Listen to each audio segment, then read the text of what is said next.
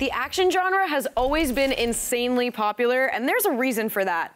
Even when you're on the couch in your living room, watching heroes and villains embark on journeys filled with plot twists, hardships, and life or death situations is always sure to provide an adrenaline rush. Right? I love that action games make it possible to experience things that we never could otherwise, all while keeping us on the edge of our seats along the way. So let's talk about some upcoming action releases, starting with Sekiro: Shadows Die Twice. This is an all-new adventure from Software, the creators of Bloodborne and Dark Souls, and their games are known for being intensely challenging and rewarding. Oh, yes. Yes, I know we both played some of them, but with Bloodborne and Dark Souls, it invokes this rage that's like almost makes you want to throw your controller, but when you finally beat a boss or get past something you were trying to get past, it is the most rewarding, satisfying feeling. It is. That's what keeps you in the game, because it feels so punishing at the time, but then you're like, all right, I did it. I beat this boss. I feel good now. Let's find another one to get mad at. Exactly. So this game changes the pace with gameplay that breaks the mold, with new ways to explore and traverse the environment, and a strong emphasis on being able to move around the way a ninja would. Yeah, the developers actually said that exactly. They said they want you to be able to move like a ninja. And when you look at games like Bloodborne and Dark Souls, where you have to like jump through all these hoops to even be able to make your character jump and like time things out a certain way, it's crazy that now we're in a From Software game, we're going to be able to move around easily. So that's an awesome change. Yeah, I think the agility is really going to take things to the next level with this. Yeah, totally. So the game takes place in late 1500s Sengoku, Japan, where the world is dark and twisted and life and death conflict is everywhere. Yes, and it features an arsenal of deadly prosthetic tools and powerful ninja abilities, including stealth and the grapple. Now, I love the grapple in games like Just Cause 4. You know, when I was playing that with the grapple, I thought it was just so much fun just to be able to cover more ground, and it gives you a chance to explore such a big world in a way that you wouldn't be able to just on foot. Exactly, yeah, and I feel like we can kind of see that in Spider-Man a little bit too. Like, it's so freeing in a way, being able to just swing around everywhere. Oh yeah, absolutely. Awesome. So you can pre-order Sekiro: Shadows Die Twice at GameStop to receive a limited edition katana replica letter opener, so you can feel like a ninja even when you're just opening your mail. Yes, all right, so now we're gonna talk about my absolute most anticipated game of the year. Finally, we're getting Devil May Cry 5.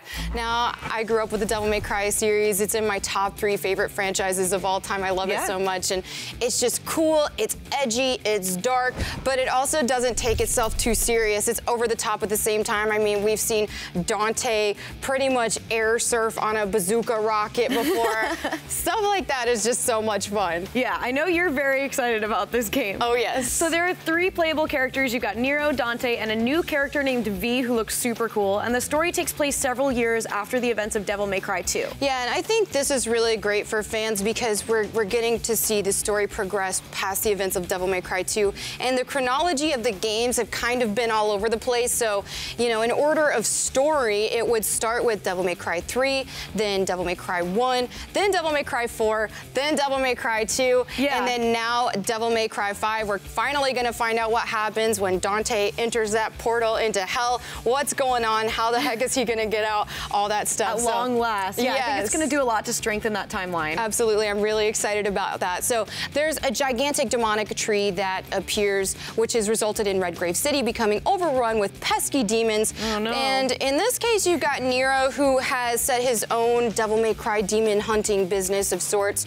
And that's a fun business. Yeah, and he's also in pursuit of this mysterious figure who has ripped off his Devilbringer arm. So it's not very nice. I mean, yeah, he wants to get to the bottom of this. And with him is a new character named Nico, and she drives their van around, and she is quite the craftswoman herself, so she has created his other arms. I think this is just a really cool mechanic with how like the characters all play different, and you know, a lot of Devil May Cry fans were obviously familiar with how Dante plays. You know, we've seen him with his rebellion sword, the pistols, and all of that, but this time around you're going to see Dante too with these 2 arm weapons that kind of come together and can create a motorcycle, which is so on brand for Dante and cool. And then with Nero, with the different arms that we've seen in the demo, for example, you know, you can equip 4 arms at a time. We saw 2 different ones in the demo, but you know, there may be more in the final game. And those arms play differently as well. One of them is more agile based and heat attacks, while the other one is more electric attacks, burst attacks. And then V, as you mentioned earlier, the new character for Devil May Cry, he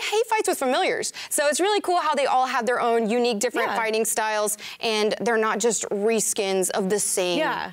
And I like that you get to play as all three of them to try out their different styles. Yes, and the style ranks are so important with a game like this because, you know, it encourages you not to just basically button mash and use the same abilities over and over and over again, because you're going to want to get your style rank higher. So it's cool, and you got like a really cool narrator who kind of sounds possessed and is really rad. So he sounds like a great guy. That encourages you, which is awesome. And I really, really love the graphics of the game. They look absolutely beautiful. They were developed with Capcom's RE engine. And now there's actually photo mode, so you can capture your favorite moments. Yes, and I love photo mode so much in games. And I'm excited to see this with Devil May Cry because I love Devil May Cry, and so I'm going to want to share my photos all over the place. Yeah, and I'm glad photo modes have been so popular lately because it's really fun to take photos, share them with your friends, see what they're taking photos of, and you get some cool desktop wallpapers out of it too. So for sure. So you can pre-order Devil May Cry 5 at GameStop to receive 5 DLC alternate color costumes. Okay, let's move from killing hordes of demons to killing hordes of a completely different kind of monster. Next up, we have Days Gone. This is a PS4 exclusive action-adventure survival horror game that takes place in a post-apocalyptic open world. Yeah, almost everyone in the world has been killed by a global pandemic, while millions of others have transformed into these creatures called freakers. They're mindless, feral, quickly evolving creatures that are sort of similar to zombies, and there are different types of freakers who behave differently. There's even animal freakers like crows, bears, wolves. So you have like these like wolves that are like zombie wolves.